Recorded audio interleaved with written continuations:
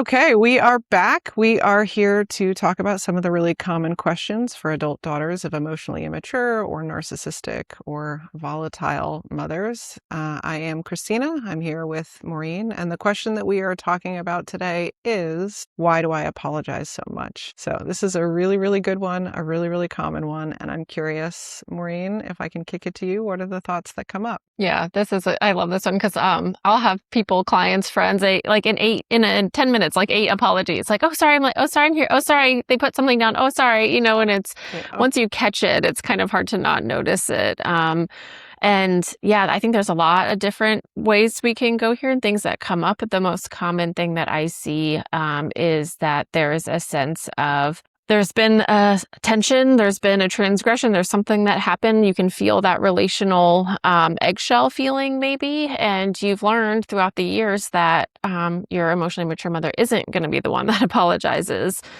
The adult is not going to take responsibility or accountability. And oftentimes in these relationships, there's a significant lack of accountability for any harm or hurt or anything done, really. So oftentimes that apologizing is just a way to soothe the tension by taking it on yourself, by owning it. Oh, sorry, I hurt your feelings. Sorry, I'm running late. Sorry that I made too much noise. Sorry that anything.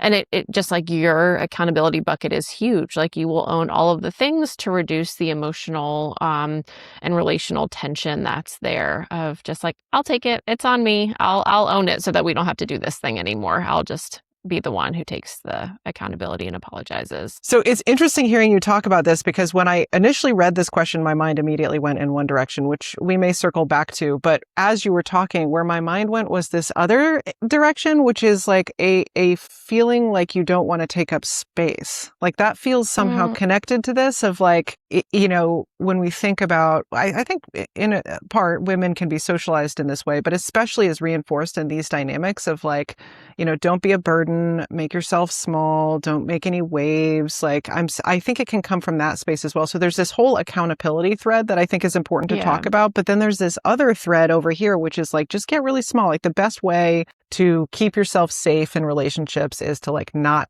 make any waves and not cause any issues. Like be the source of support and joy and calm and performance and all the things and never anything else. And so I think it can come from in part from that place of like, oh, I'm sorry. Oh, it's not a big deal. Let's make it small. Like, that's such a good point because it's almost like pre-apologizing, like even before there's relational tension. Because I'm talking about like once there's like something eggshelly in the air. But I think a lot of it now that you say it's like pre-apologizing for putting down the water bottle too loud or being a few minutes late or you need a tissue. So, oh, sorry. It's like that like I it's just a pre-apology. I like that you just said that. It's exactly what it is. It's a pre-apology of like, oh, I didn't mean, it's not a big deal. Nobody make a big deal out of this thing. And everyone around you is like, what thing? I don't even know what you're talking about. Yeah, totally. That's a good point. Yeah. So I think that's a piece of it that's really important to acknowledge and something to reflect on. But then there's this other, like going back to the accountability piece, to your point, one of the most central strategies that a child uses to find a sense of control in an environment or with parents that are unpredictable or chaotic is to take it's almost like coming up with a set of like guidelines or bumpers or rules of like, if I do this or I do that, like the system stabilizes, right? Like my mom won't flip her lid. And so, taking the fault on yourself as a child is like a biologically wired strategy, right? And so if something happens, whatever honestly, it doesn't even really matter what the circumstances are.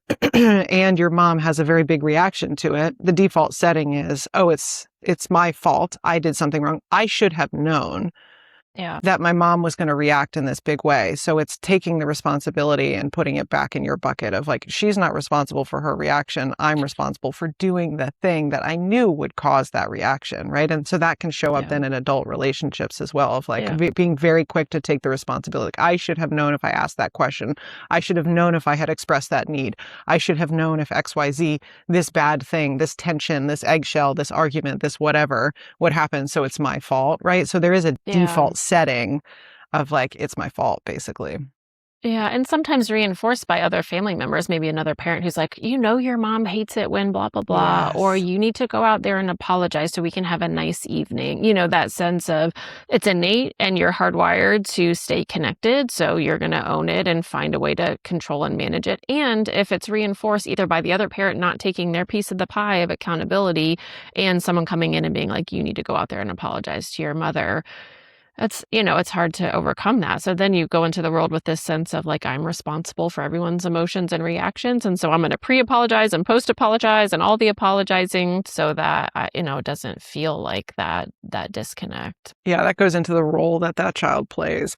You're touching on something really important that I think deserves its own whole conversation, which is the dance, like the family dynamic. Mm, You can't really have a narcissistic parent without having an enabling parent. Sometimes you have two narcissistic parents, but usually yeah. you find this dyad of the narcissistic parent or the emotionally immature, unpredictable, volatile parent Mm, along with an enabling parent, and that enabling parent wants the system calm too, wants the family calm too. And so yeah, oftentimes that parent will do this, go behind and be like, do exactly what you said. And that's a whole dance in and of itself. And so, yeah, I just wanted to pull that out. I think you're 100% right. And I think that really deserves exploration as well, because that's very hard to acknowledge for many people of like, oh, wait a second, my yeah. mom was this big thing.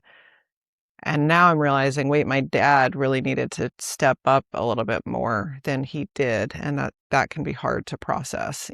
Totally. Yeah. So maybe the points of reflection there, like, how do you feel taking up space, like, with your things and your energy and your mood and your questions? And, how's it to take up space without that pre or post apology? What are some of the family dynamics there that maybe led you to take more accountability? And more accountability than even the adults in your life. You're apologizing for your behaviors and mood and tantrums or whatever as a kid wants and needs, where were the adults in that? So what were the family dynamics there? And then what does that look like now? Where do you have choice in that or maybe want to make some shifts? Yeah. Yeah. I think, yeah, reflecting, just noticing. And again, this is another thing that we talk about in our workbook quite a bit is just noticing the patterns. So maybe just starting to notice like, oh, I do apologize a lot before anything has even happened.